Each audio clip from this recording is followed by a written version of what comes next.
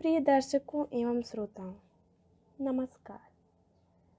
मैं डायट बांदा के बैच 2018 के प्रशिक्षार्थिनी अदिति सिंह आपके समक्ष अपने प्रोजेक्ट कार्य कहानी के साथ प्रस्तुत हूँ, जिसके मार्गदर्शक एवं संरक्षक श्रीमान संदीप शुक्ला जी हैं, जो डायट बांदा में हिंदी प्रवक्ता के रूप में कार्यरत हैं।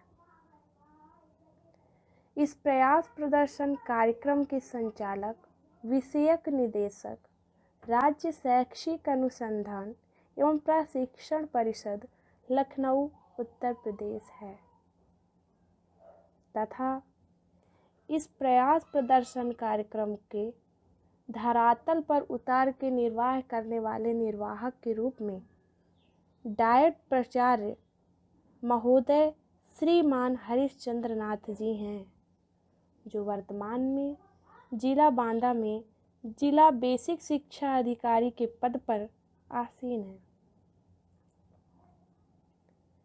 तथा इस प्रोजेक्ट कार्य को आपके समक्ष कुशल स्वरूप देने हेतु समन्वयक के रूप में आदरणीय प्राचार्य समेत समस्त डायट प्रवक्ता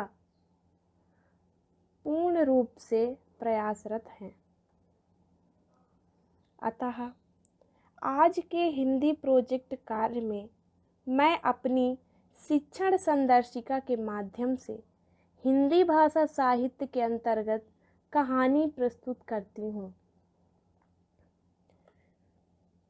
प्रस्तुति में प्रत्येक पक्ष का एक सुनिश्चित क्रम है, यथा कहानी क्या है, कहानी की उत्पत्ति एवं कहानी विधा से जुड़े कुछ प्रमुख तथ्य, कहानी ताकतवर और कमजोर एवं प्रेरणा शामिल है।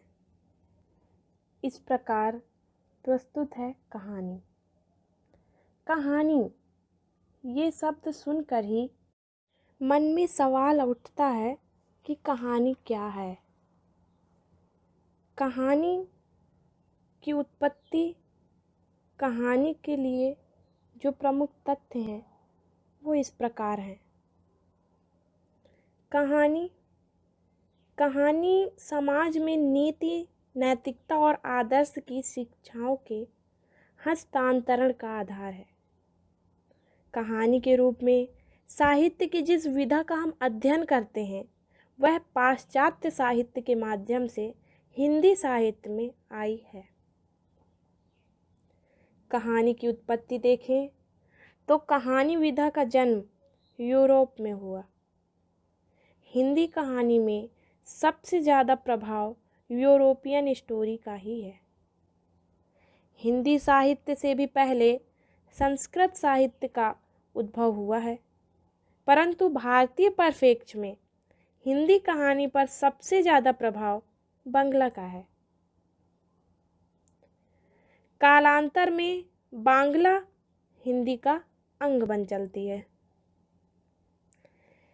तथ्य के रूप में अगर जाने तो सबसे पहले हिंदी की कहानी इंदुमती किशोरी लाल गोस्वामी द्वारा रचित 19वीं ईस्वी में लिखी गई थी और हिंदी जगत की पत्रिका सरस्वती में प्रकाशित हुई थी। कहानी को लेके सबके अलग अलग पक्ष हैं और सभी ने अलग अलग नाम दिए, सबका नज़रिया भी अलग है। कहानी को नामवर सिंह ने छोटे मुंह बड़ी बात कहा है, तो वहीं मुंशी प्रेमचंद ने कहानी को गुलदस्ता से नवाजा है। और एक अन्य विचारक हैं जिन्होंने तो कहानी को टार्च कहा है। उनका आशय है कि जिस प्रकार टार्च से किसी एक विशेष स्थल को सबसे अधिक प्रदीप्त किया जाता है, उसी प्रकार कहानी के माध्यम से हम किसी उद्देश्य की शानदार प्रस्तुति करते हैं और उससे स्मरणीय चीज़ों को आत्मसात करते हैं। तो इसी प्रकार मैं भी एक कहानी के माध्यम से ही समाज के किसी एक विशेष पहलू को कहानी के माध्यम से प्रस्तुत कर रही हूँ, जिसका आशय है अहम से परे बच्चों में नैतिकता, विकास, धैर्य और संतुष्टि को आत्मसात करना। कहानी का समिस्तर द्वितीय कक्षा के छोटे छोटे प्यारे प्यारे बच्चों के लिए है और कहानी का शीर्षक है ताकतवर या कमज़ोर, जिसके अंतर्गत हम दो पेड़ों की कहानी को समझेंगे और सीखेंगे। तो प्रस्तुत है ताकतवर या कमज़ोर। जंगल में एक बड़ा सा पेड़ था जो हमेशा गर्व से भरा रहता था। वह बहुत ही ऊंचा और ताकतवर था। बड़ा पेड़ हमेशा ही कहता था कि मैं तो बहुत ताकतवर हूँ और बहुत ही सुंदर हूँ, कोई मेरे आगे नहीं टिक सकता। छोटा पेड़ हमेशा कहता, प्यारे दोस्त, बहुत अधिक घमंड करना अच्छी बात नहीं है। बड़ा से बड़ा घमंडी और ताकतवर भी एक दिन गिर जाता है। पर बड़ा पेड़, वह तो छोटे पेड़ की बातें हमेशा ही नज़रअंदाज करता। जब भी कभी तेज हवा चलती, बड़ा पेड़ बड़ी मजबूती के साथ खड़ा रहता और हवा का आनंद लेता। जब कभी बारिश होती तो वह अपनी पत्तियों को फैलाकर बारिश का भी आनंद लेता, जबकि छोटा पेड़ वो और ज़्यादा झुक जाता। यह देख के बड़ा पेड़ और ज़्यादा ठहाके लगा के हंसता और छोटे पेड़ का मजाक उड़ाता। जंगल में एक दिन बहुत भयंकर तूफान आया।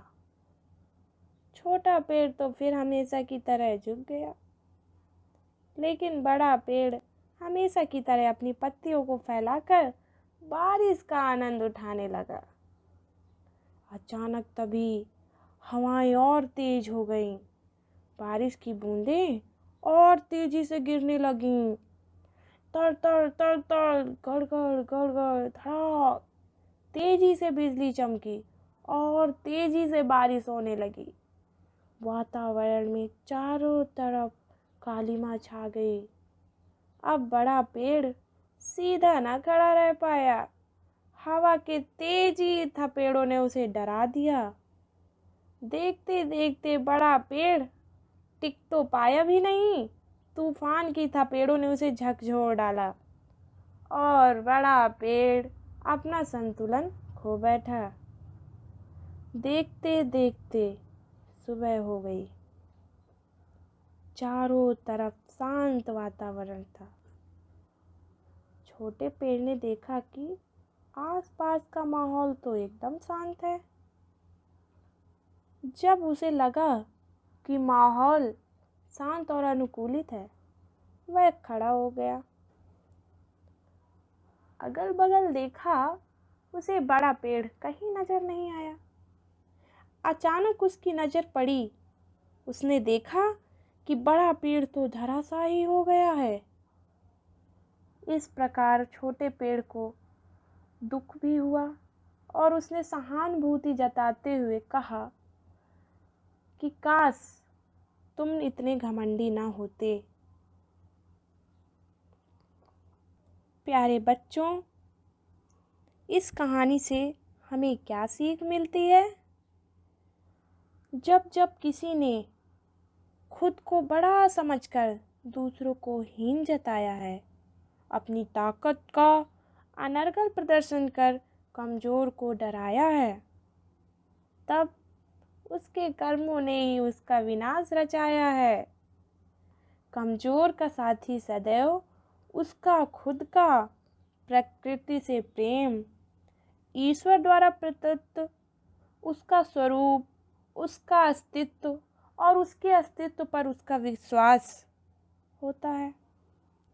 और प्रत्येक परिस्थिति में हमारा सहारा हमारा खुद का धैर्य होता है और हमेशा ही रहा है। इस प्रकार इस कहानी के माध्यम से हमें ये सीख तो मिलती है कि हमें अहंकारी नहीं होना है, पर ये भी सीख मिलती है कि परिस्थिति के अनुकूल हमें झुकना भी पड़ता है। इस कहानी से जो सीख मुझे मिली है, मैं चाहूँगी कि आप सब भी उसे ग्रहण करें। मेरे गुरुओं के लिए समर्पण से प्रस्तुत करती हूँ मैं कुछ लाइनें। अंधियारा है घना, षड्यंत्रों से है सना। अंधियारा है घना, षड्यंत्रों से सना। भगवान राह दिखा गए, गुरु कहाँ थमा गए। तो बच्चों, गुरु को सादर नमन और दर्शकों को धन्यवाद। इस प्रकार मैं अपनी कहानी को विराम देती हूँ।